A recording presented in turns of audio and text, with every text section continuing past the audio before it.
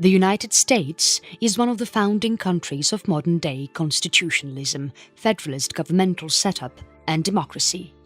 With its humble beginnings in ancient Greece, democracy was never really seen a reality until the Declaration of Independence by the United States in 1783, when its first constitution was enacted and implemented.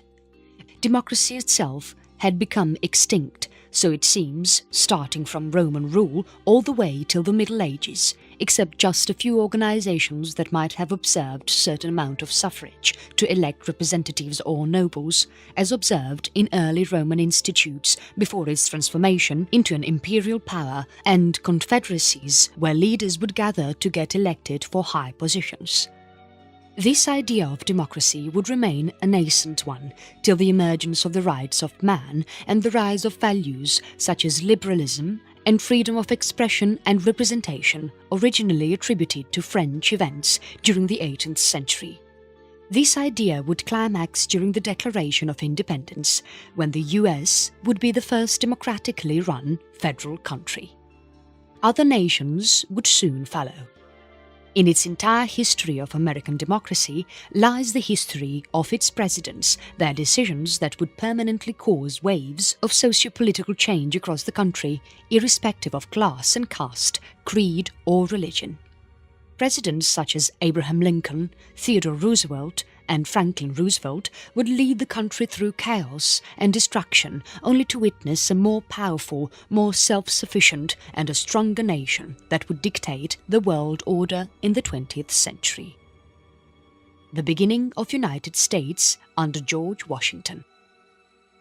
American Constitution is one of the oldest written legal documents that allow a federally set up government at the center.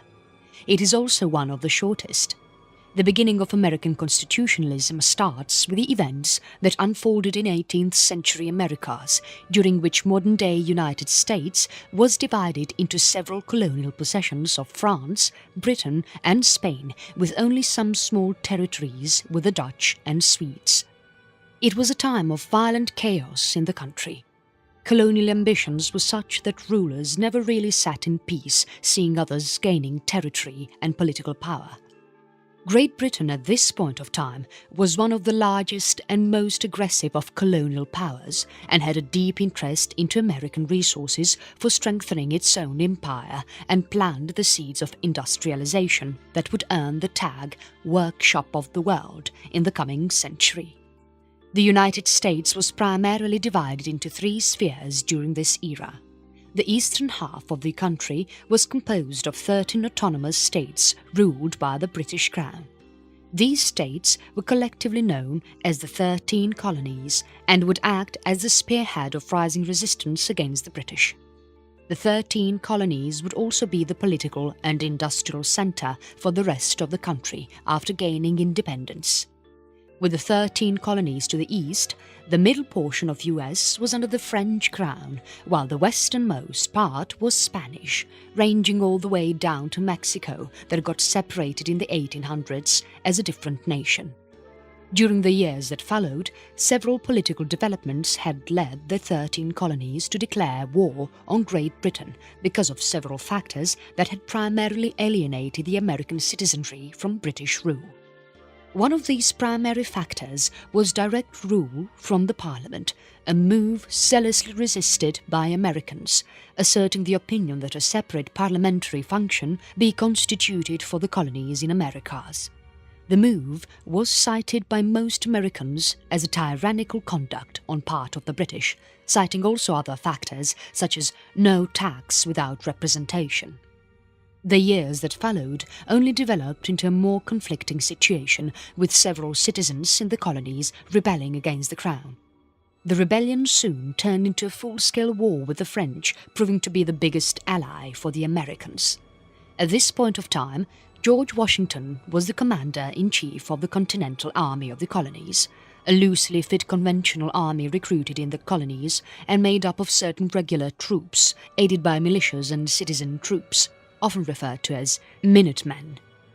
George Washington's legacy and contribution towards the American country is immense and is lauded with much respect and acclaim not just in the United States but elsewhere in the world as one of the founding fathers of modern democracy, characterized by a sense of republic nationalism and non-partisanship.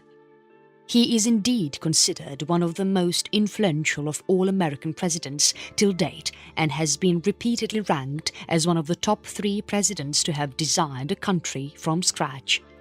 His qualities regarding strong leadership abilities and a commitment toward republicanism is one of his many few facets that earn him a name seen on every dollar note and monument across the US and acts as a catalyst of inspiration for several notable presidents that have succeeded him and put his ideas and decisions time and again on the national frontier.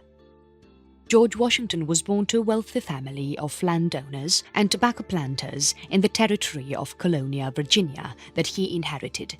He joined the militia ranks in his youth, ranking up to officer grades during the French and Indian War, and would get selected as a fully commissioned commander-in-chief of the Continental Army in 1775 at the Second Continental Congress.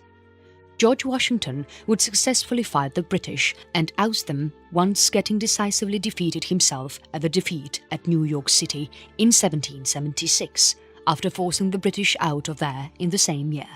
Escaping capture eventually, Washington would defeat 2 large British armies at the fields Trenton and Princeton, retaking New Jersey and restoring the cause of patriots.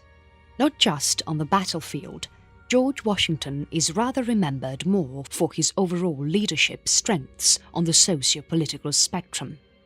The first president oversaw and executed a strong sway of political and social reforms that have left a deep permanent impact on American society. His creation of a federally set-up national government, the first of its kind in centuries and of that era, a well-structured tax system that still has its code in place today, and several institutional features such as the cabinet system of the president, the inaugural address, and the title of Mr. President being some of the core areas of his interest and contribution. George Washington was a strictly non-partisan, non-selectional political leader whose resignation from the post of Commander-in-Chief following the surrender of the British from the continent, rather than retaining the post to gain the position of president or dictatorial rule, is lauded by politicians and scholars to this day as one of the most graceful political decisions of his time. After finally becoming president through political support and standard procedure, Washington maintained neutrality with most of the European colonial powers still operating in the Americas, while presiding over the Constitutional Convention in 1787 to implement the American Constitution, fixing state and national debts existing since the time of the war, and created a national bank. His foreign policy was equally successful, planting seeds of neutrality and trade relationships with Britain, which had just a couple of years ago waged war with the US. In fact, Washington is perhaps the only president who established a tradition of retaining the position for 2 terms, the second being Franklin Roosevelt, who would win for a third more time until his death in 1940. The 22nd Amendment was thus passed that limited a nominee's term to only 2. Freedom and Peace under Abraham Lincoln. Abraham Lincoln was one of the most influential political leaders US would have got during a time of great upheaval and chaos. Abraham Lincoln was also a close imitation of the Founding Fathers, namely George Washington and Thomas Jefferson, the latter being another influential president. Abraham Lincoln was born in a poor family at the western frontier of Kentucky and Indiana.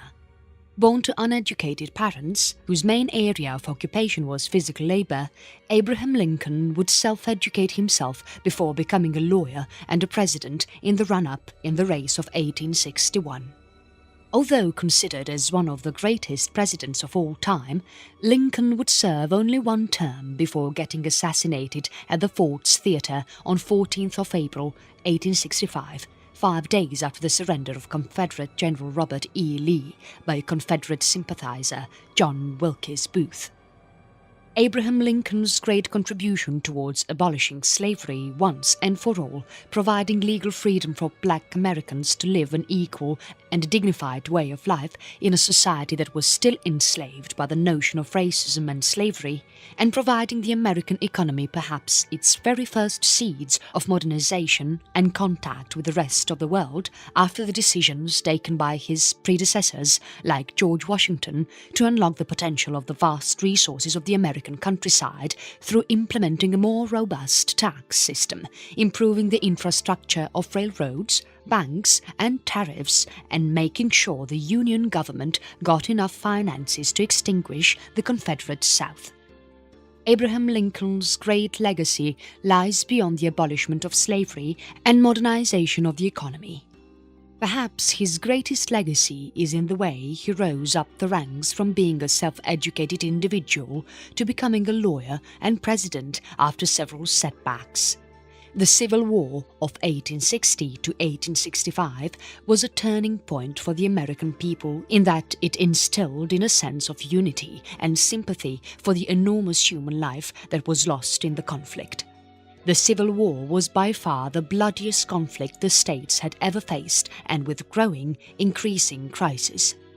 The Union North was facing a serious threat from Confederate South, and with an equally well-equipped and well-led army, the Union could have faced destruction if not for Lincoln's last-minute decisions.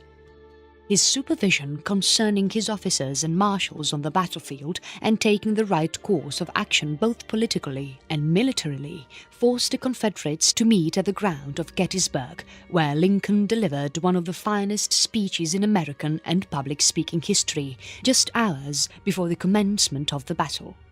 The Battle of Gettysburg would establish itself as the epitome of the American Civil War, with bloody casualties suffered on both sides and the Confederate force to surrender. General Robert E. Lee, Commander-in-Chief of the Southern Army, was prompted to deliver full surrender of all his troops and regiments across the frontiers and acceptance of the federal government as the rightful beholder of the United States. Perhaps even more intriguing about Abraham Lincoln is in the manner he rose to power. Born to uneducated parents, Lincoln grew up in a small wooden cottage at Hodgenville, Kentucky. Largely self-educated, Lincoln never really attended proper school, but a passion for gaining worldly knowledge and wisdom contributed in him becoming a lawyer during his young years. Lincoln, since early on, took keen interest in American politics and therefore decided to enlist in it. Practicing law in Illinois, Lincoln got elected to the Illinois House of Representatives, where he served for 8 years. In 1846, he got elected to the United States House of Representatives, where he promoted several groundbreaking reforms relating to banking overhauls, construction of railroad, and large infrastructural projects that would lead the nation to greater economic heights and allow for more fruitful trade relations with the European world and Asia as well, and also supporting some of the most controversial issues of those times that included abolishing slavery and freeing black citizens from the shackles of ownership of wealthy landowners and planters.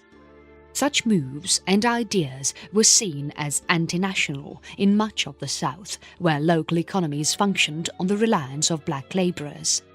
This was also seen as an infringement of the rights of landowners and local planters in that they perceived such moves to be damaging to their economies and industries.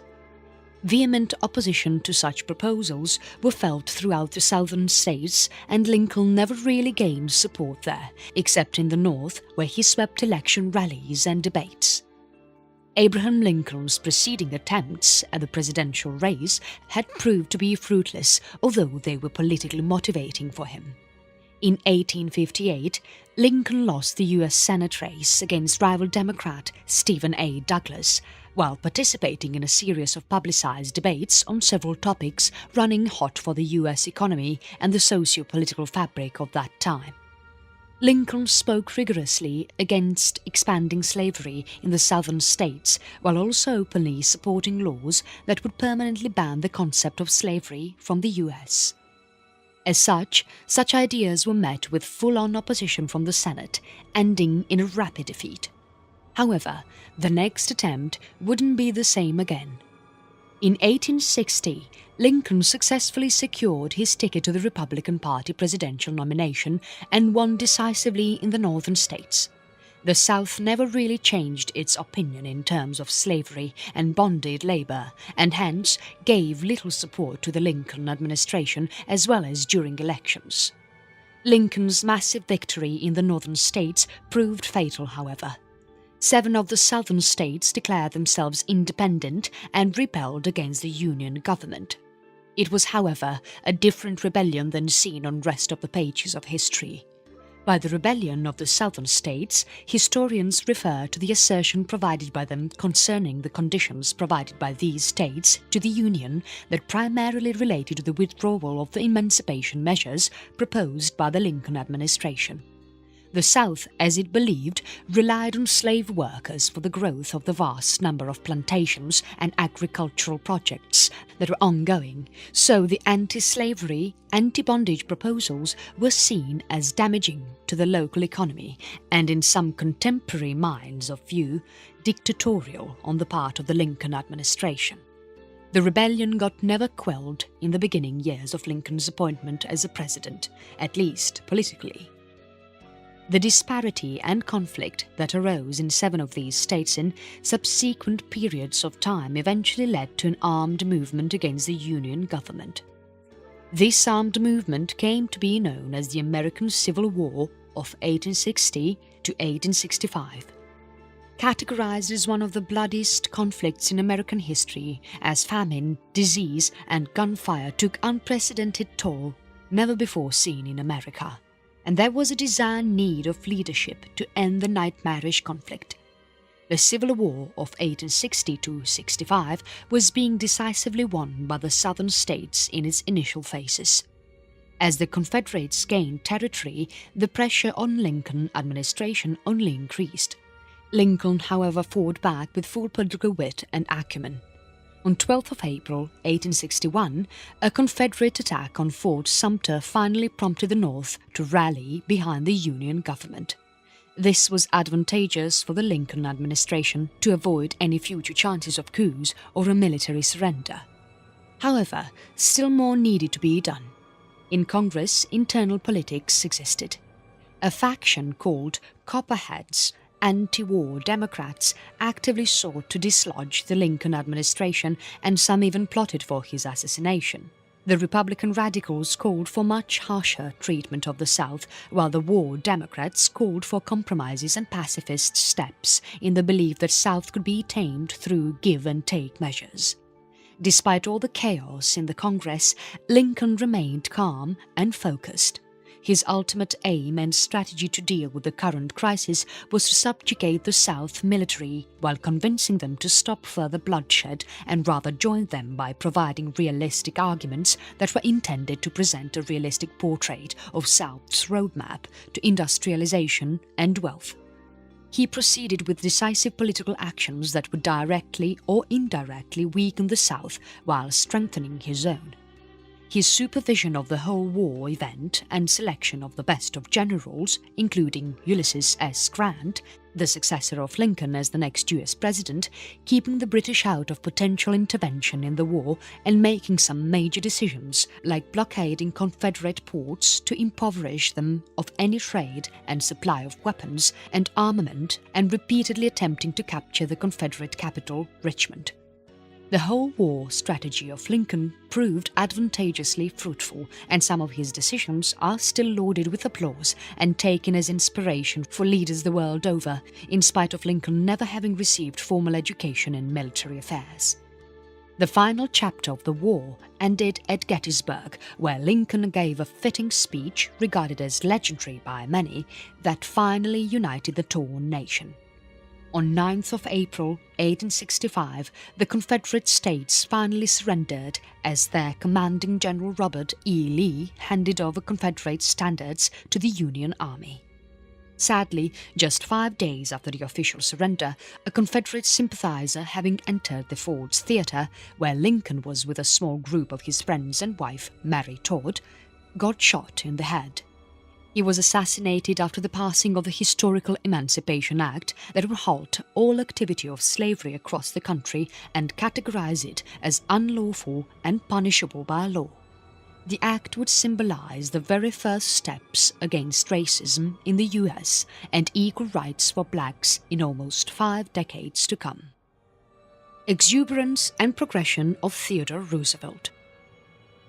Among all the 44 individuals who have presided over the country's presidential seat, only very few qualify as one of the greatest, according to citizens' opinions and magazines that list down the most influential of all the president. Indeed, selecting the greatest among a group of 44 is not that straightforward, considering that every president has till date contributed to rebuilding and expanding America according to the situation that demanded serious decision-making. In the 20th century, however, the list of the greatest US presidents starts from none other than Theodore Roosevelt, who brought about a plethora of socio-political reforms in addition to overhauling and greatly expanding military reforms that would permanently act as the anchor of growth of the US in the coming decades. Indeed, if the involvement of the US during the Second World War is noted, and thereafter the rise of US as the leading world power, then a considerable portion of that credit goes directly to Theodore Roosevelt, the 26th President of the United States. Mr. Roosevelt's achievements were many, both personal as well as on the political spectrum. Born a weak and sickly child, his story from transforming from an asthma-suffering, physically weak, yet intelligent boy to a popular writer, historian and courageous soldier during the Spanish-American War is an account of its own and is still considered as one of the most popular inspiring compilations for those struggling with several nuances in personal or professional lives. Theodore Roosevelt Jr., as his full name occurred, was born on October 27, 1858, and lived for a comparatively short life of 60 years till January 6, 1919, owing to deteriorating health while he was on an expedition in the Amazon basin.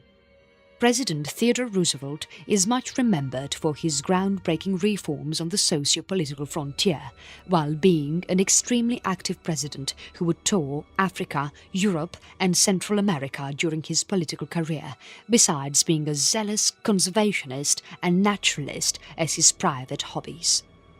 Theodore Roosevelt belonged to a well-educated and a financially well-off family. His father, Theodore Sr., was a glass businessman and owned one of the popular glass manufactories of the US. He was mostly home-schooled owing to his weak health during childhood and serious asthma that would often give him near-death experiences. His parents took well care of him and tried treating on the birth inherited disorder, although in vain. Being bright in studies, he fared quite well in select subjects like geography, history and biology, but struggled in subjects like mathematics and classical language. This was never the end for Roosevelt, however, since at a very young age he developed a spirit of iron determination, primarily owing to his poor health that he successfully overcame in later stages of his life.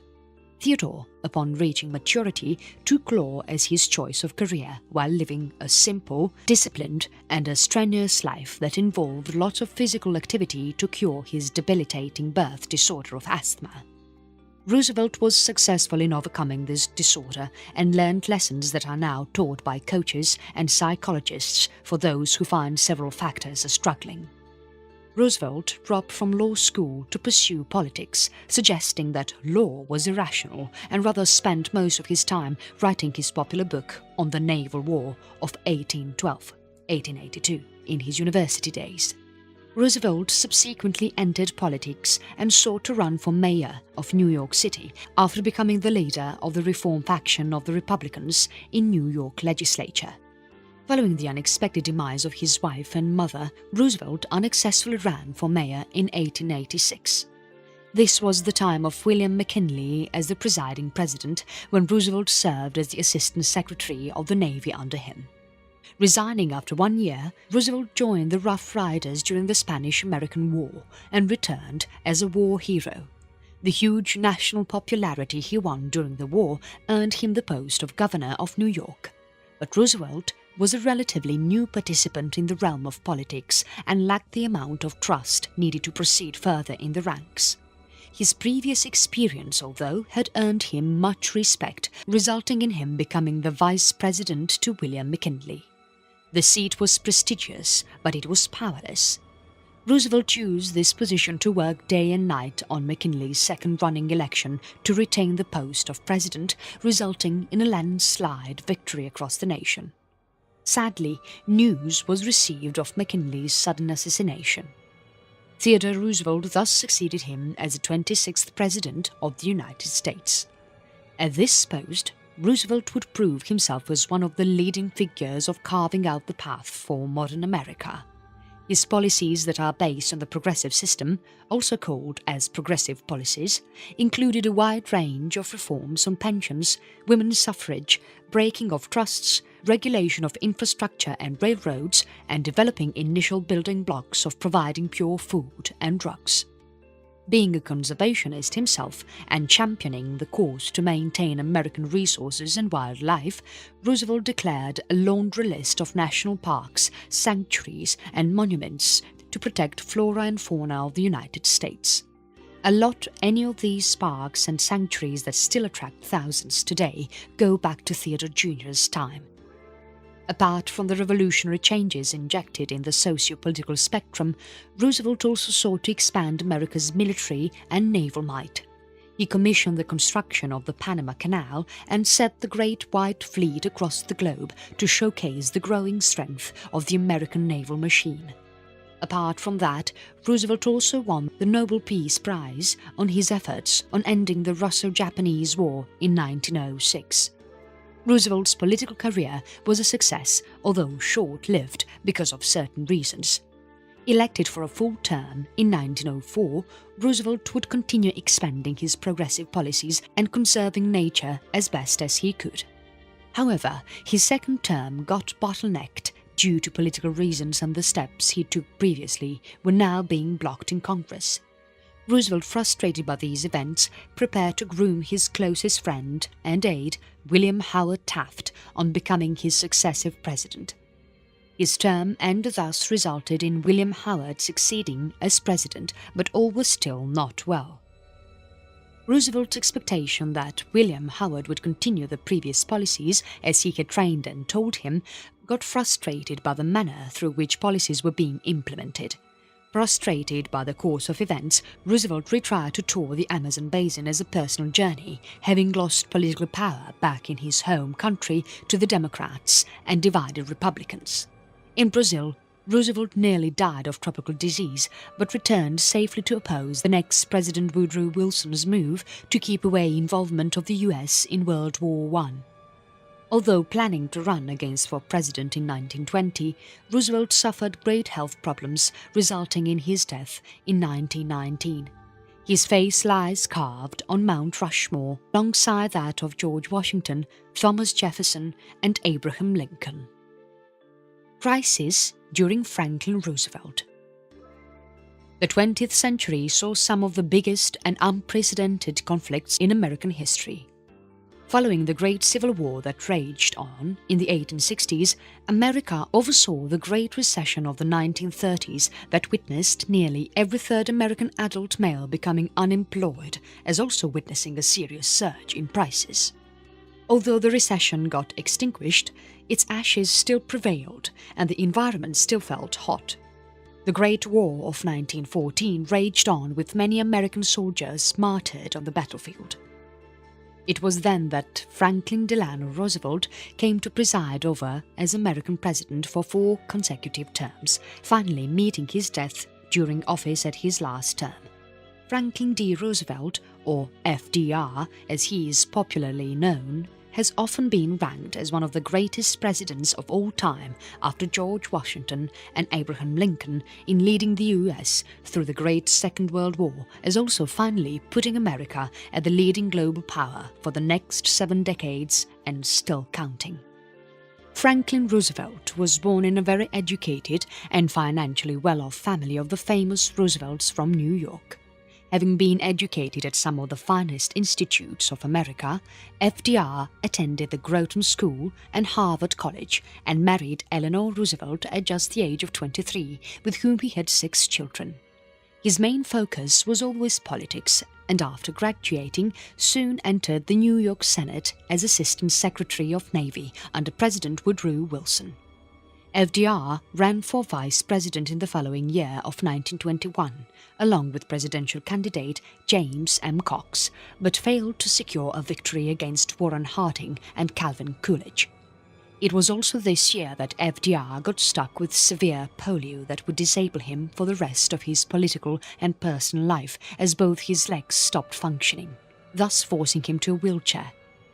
The detection of polio was at its initial report, heartbreaking and tense for FDR as he tried dealing with the disorder that would affect all his future life. Having not backing down, FDR still persisted to retain his political standing, instead relying on wheelchair to complete his everyday tasks and duties. By this time, FDR had also become one of the leading political figures and a leader of his Democratic Party, so a deliberate exit from politics would mean a total disaster and withdrawal. FDR in 1928 ran for governor of New York and won. In the following years, during the Great Depression, he would pass laws and enact programs to combat the economic strife, at least in New York. In 1932, FDR finally applied for his ticket for president and successfully defeated the incumbent president, Herbert Hoover, to a landslide victory. From here on, FDR's economic measures would always be remembered as one of the most defining events of modern American history. Renewed by the massive victory in spite of permanent limitations forced upon him by polio, FDR would instill optimism and energetic zeal in the nation to renew its spirit despite ongoing depression phases. In his first 100 days of office, FD enacted and created a list of enactments and laws to permanently combat the effects left by the recession. These enactments included measures to curb unemployment, relief programs, economic recovery and reform through regulating trade, finance, the Wall Street and infrastructure. These measures proved so fruitful that during the peak months of the Second World War, unemployment in the US had gone down to almost 2%, one of the lowest in decades. Besides, workers flocked to industrial plants for manufacturing arms and arsenal that would aid the military in the coming months. FDR's primary focus during his first term was recovering the economy if the US needed to expand its military and political clout over the horizon. For this, he gave out a number of subsidies and programs to support the agricultural output of the country and encourage labor union growth side by side, regulating finance and trade. Unemployment fell greatly, and so did the economy recover, as if it boomed out of nowhere. His repeal of the Prohibition Act in 1933 greatly added to his already solid popularity among the electorate, thus giving him another landslide victory in 1936 for a second term.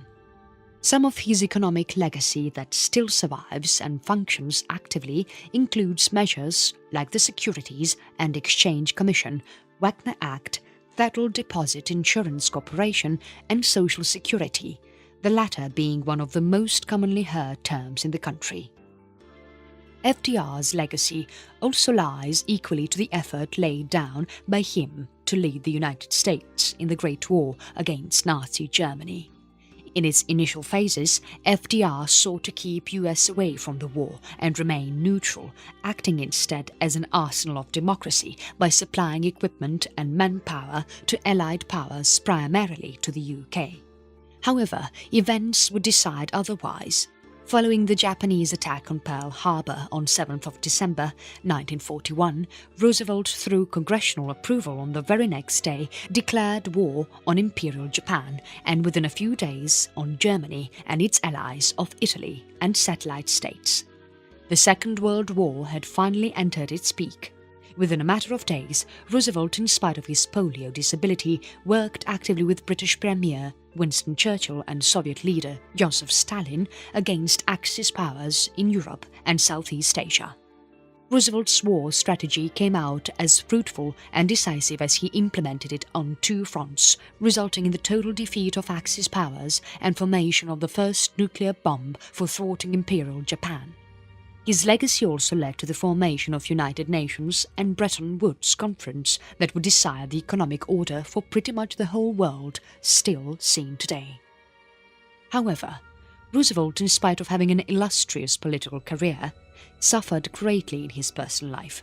Following his marriage to Eleanor Roosevelt, FDR was doubted to be having extramarital affairs with certain women who worked closely with him in the White House. Some of these women included his secretaries and aides, and even the Princess of Sweden, Martha, who stayed at the White House for a couple of days during the Great War. The unfolding of these events greatly disturbed the already calm relationship between him and his wife, with Eleanor ultimately moving to her own place after several months of distrust. The relationship between the two got so greatly disturbed that FDR, on rapidly worsening health during his fourth term, requested Eleanor to come back and join him, with the latter refusing instantaneously. Thus, although certain blots remained in his private life, Roosevelt rooted out corruption from the system, gave every American the bread he or she deserved, while also spearheading the resistance against Nazi Germany. The history of the presidents of the United States is as intriguing and nostalgic as anything could be. American presidents have been more than just presidents. They remain as a living example of true workmanship and the drive to steer forward a civilization. Although there have been 44 presidents so far, many of them have been exceptionally illustrious, and hence the approach of ranking them among top 3 becomes a tedious task, since there have definitely been more than just 3 presidents to remember. But this cannot be forgotten that each president has laid down effort to build something or the other that is seen in modern day. From the high-rises of New York to the bustling flyovers and cities of America, everything is a legacy of an American president. As the world order shifts again, great new challenges arise for the next presidents to come. Perhaps the greatest challenge will be the approach that needs to be met for USA to occupy the top position again. Only time will tell of the future events that lay ahead.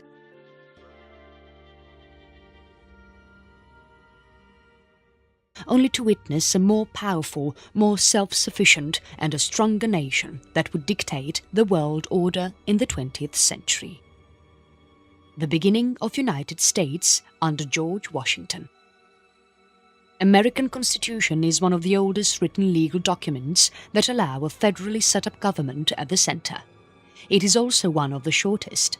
The beginning of American constitutionalism starts with the events that unfolded in 18th century Americas, during which modern-day United States was divided into several colonial possessions of France, Britain and Spain, with only some small territories with the Dutch and Swedes.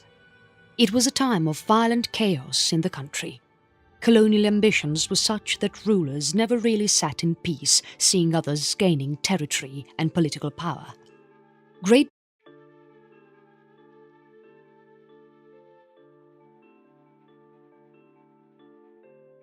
The United States is one of the founding countries of modern-day constitutionalism, federalist governmental setup and democracy. With its humble beginnings in ancient Greece, democracy was never really seen a reality until the Declaration of Independence by the United States in 1783, when its first constitution was enacted and implemented. Democracy itself had become extinct, so it seems, starting from Roman rule all the way till the Middle Ages, except just a few organizations that might have observed certain amount of suffrage to elect representatives or nobles, as observed in early Roman institutes before its transformation into an imperial power, and confederacies where leaders was Spanish, ranging all the way down to Mexico that got separated in the 1800s as a different nation.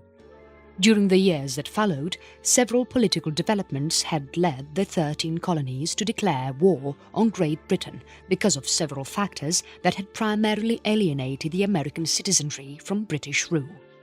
One of these primary factors was direct rule from the Parliament, a move zealously resisted by Americans, asserting the opinion that a separate parliamentary function be constituted for the colonies in Americas. The move was cited by most Americans as a tyrannical conduct on part of the British, citing also other factors such as no tax without representation. The years that followed only developed into a more conflicting situation, with gathered to get elected for high positions. This idea of democracy would remain a nascent one till the emergence of the rights of man and the rise of values such as liberalism and freedom of expression and representation, originally attributed to French events during the 18th century. This idea would climax during the Declaration of Independence, when the US would be the first democratically run federal country. Other nations would soon follow. In its entire history of American democracy lies the history of its presidents, their decisions that would permanently cause waves of socio-political change across the country, irrespective of class and caste, creed or religion. Presidents such as Abraham Lincoln, Theodore Roosevelt and Franklin Roosevelt would lead the country through chaos and destruction. Britain at this point of time was one of the largest and most aggressive of colonial powers and had a deep interest into American resources for strengthening its own empire, and planned the seeds of industrialization that would earn the tag "Workshop of the World" in the coming century. The United States was primarily divided into three spheres during this era. The eastern half of the country was composed of 13 autonomous states ruled by the British Crown. These states were collectively known as the 13 colonies and would act as the spearhead of rising resistance against the British. The 13 colonies would also be the political and industrial centre for the rest of the country after gaining independence. With the 13 colonies to the east, the middle portion of US was under the French crown, while the westernmost part